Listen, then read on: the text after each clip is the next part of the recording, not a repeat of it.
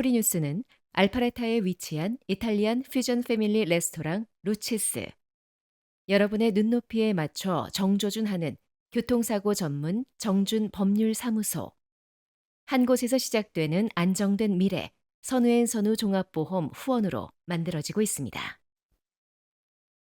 10월 10일 금요일 뉴스웨이브 25 소리뉴스입니다.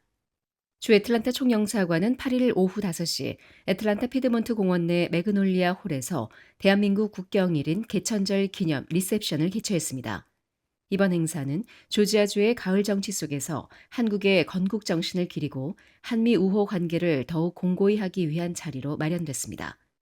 이날 리셉션은 양국 국가 재창으로 시작됐으며 김대환 애틀란타 총영사 대리의 인사말에 이어 마이클 레트 조지아주 상원의원 겸 코리아 코커스 회장, 팻 윌슨 조지아주 경제개발부 장관, 아만다 조 조지아 한인 입양인 협회장이 차례로 축사를 전했습니다. 김 총영사 대리는 한국과 조지아주는 경제 협력뿐 아니라 문화와 사람의 교류로도 깊이 연결돼 있다며 사람과 사람의 교류가 양국 동맹을 더욱 젊고 강하게 만드는 진짜의 힘이라고 강조했습니다. 이번 행사에는 메트로시티은행 백나경 회장과 김하생 행장을 비롯해 존박 브룩헤이븐 시장 부부, 김재천 한미 동남부 상공회의소 회장, 김은용 변호사 등 주요 한인 인사와 조지아 주정부 및 시정부 관계자, 한국전 참전용사회 회원, 경제계 인사 등 약 100명이 참석했습니다. 참석자들은 정갈한 한식을 즐기며 한국의 미와 정을 나누는 시간을 가졌습니다. 또한 행사 후반에는 K 이니셔티브를 주제로 한 영상이 상영돼 한국의 브랜드 가치와 문화적 영향력, 세계 속 K 아이덴티티를 소개했습니다. 이어 하늘소리, 땅의 기운이라는 제목의 승무 공연이 조지아텍 한국어 프로그램 학생들과 한의주 무용가에 의해 펼쳐져 참석자들의 큰 호응을 얻었습니다. 이번 개천절 리셉션은 애틀란타 도심 한복판에서 한국의 건국 정신과 미주 한인의 정체성을 알리는 뜻깊은 행사로 마무리됐습니다.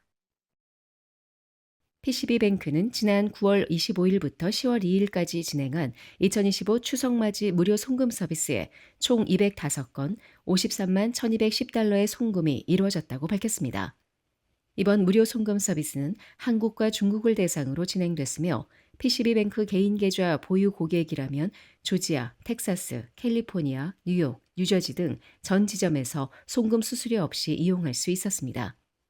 2025년 송금 실적은 전년인 2024년 추석 시즌에 비해 건수는 약 2.5%, 금액은 약 3.1% 증가한 수치입니다. PCB뱅크는 매년 추석을 맞아 한인 고객들의 고국 송금을 지원해 오고 있으며 올해 역시 꾸준한 이용률을 보였습니다. 은행 측은 추석을 맞아 고객들이 가족들에게 따뜻한 마음을 전할 수 있도록 준비한 서비스가 좋은 반응을 얻었다며 앞으로도 커뮤니티와 함께 성장하는 은행으로서 고객 중심의 서비스를 이어가겠다고 밝혔습니다. 한편 PCB뱅크는 지난 7월 8일 조지아주 스와니 지점을 신규 오픈하며 동남부 시장 공략에 나섰습니다. 본점은 캘리포니아 로스앤젤레스에 위치했으며 2003년 태평양 은행으로 출범한 뒤 2018년 나스닥 상장에 성공했습니다. 이후 뉴저지, 뉴욕, 텍사스 등으로 지점을 확장하며 꾸준한 성장세를 이어가고 있습니다. 한미 동남부 상공회의소가 주최하는 2025 한미 기업 교류 친선 골프 대회가 18일 토요일 데큘라 소드의 해밀턴밀 골프클럽에서 열립니다. 이번 대회는 한미 기업 간 네트워킹과 교류, 화합을 목적으로 마련됐습니다. 특히 LPGA 프로골퍼 강민지 선수가 참여해 참가자들을 대상으로 원포인트 레슨을 진행하며 골프 실력 향상과 함께 친목을 도모할 수 있는 기회를 제공합니다. 대회는 18홀 샷건 플레이 방식으로 진행되며 퍼팅 대회와 경품 추첨 이벤트도 함께 열립니다. 대회 당일 오전 7시 참가 접수 및 연습 라운지가 열리며 7시 30분 조식과 교류 네트워킹, 8시엔 강민지 프로 레슨과 퍼팅 이벤트, 9시 샷건 스타트가 진행됩니다. 라운드 종료 후 오후 1시 30분 오찬과 비즈니스 교류, 3시엔 시상식 및 경품 추첨으로 대회가 마무리됩니다. 참가비는 회원 기준 개인 150불, 팀 560불이며 네트워킹 오찬만 참여 시 25불입니다. 비회원은 개인 200불, 팀 750불, 오찬만 35불로 책정됐습니다.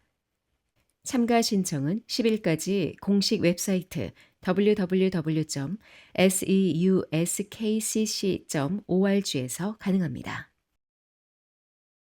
캄보디아에서 현지 범죄 조직에 의해 고문당해 숨진 20대 한국인 대학생의 시신이 2개월째 한국으로 돌아오지 못하고 있습니다. 어제 경찰 등에 따르면 지난 8월 8일 대학생 A씨가 캄보디아 현지에서 사망한 채 발견됐습니다. A씨가 발견된 곳은 한국인 대상 취업 사기 강금 피해가 주로 발생해온 캄보디아 캄포주 보코산 지역 인근으로 확인됐습니다.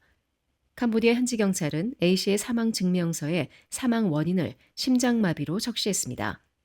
A씨는 앞서 지난 7월 17일 가족들에게 현지 박람회에 다녀오겠다며 캄보디아에 간 것으로 파악됐습니다.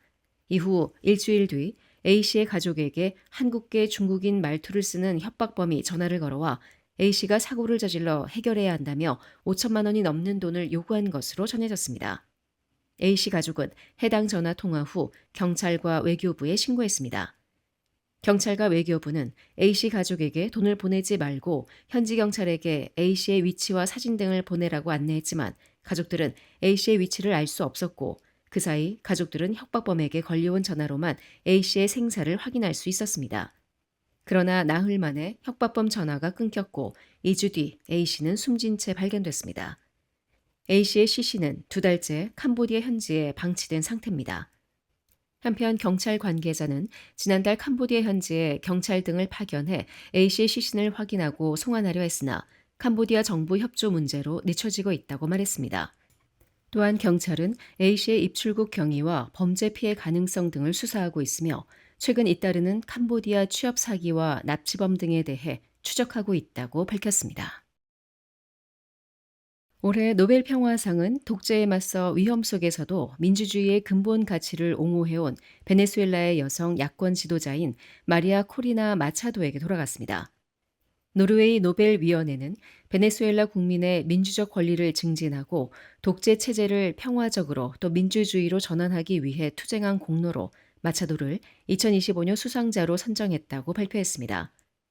마차도는 니콜라스 마두로 베네수엘라 대통령의 철권 통치에 맞서 자유로운 선거와 대의민주주의 제도를 부르짖고 있는 정치인입니다.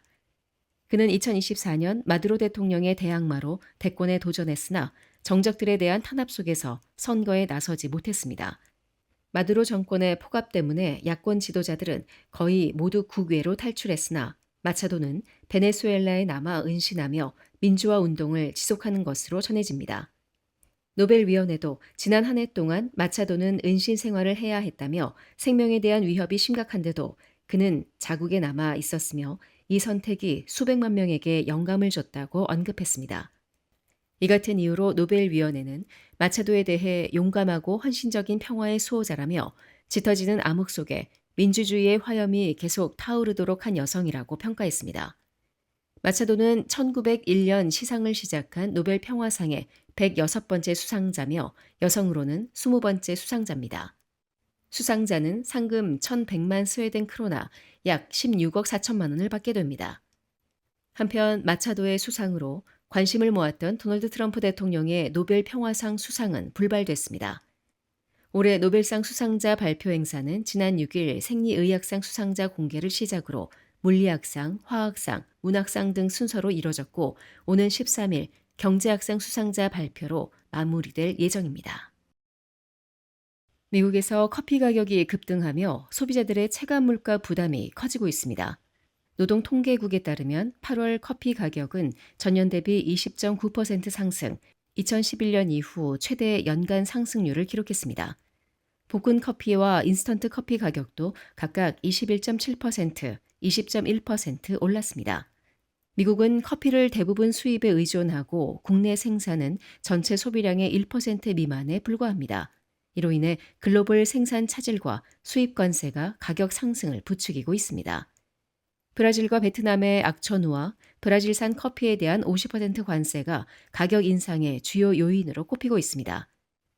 전문가들은 단기적 완화가 어려울 것으로 전망하며 관세 정책과 글로벌 생산 상황이 향후 가격 변동의 핵심 변수로 작용할 것이라고 강조했습니다.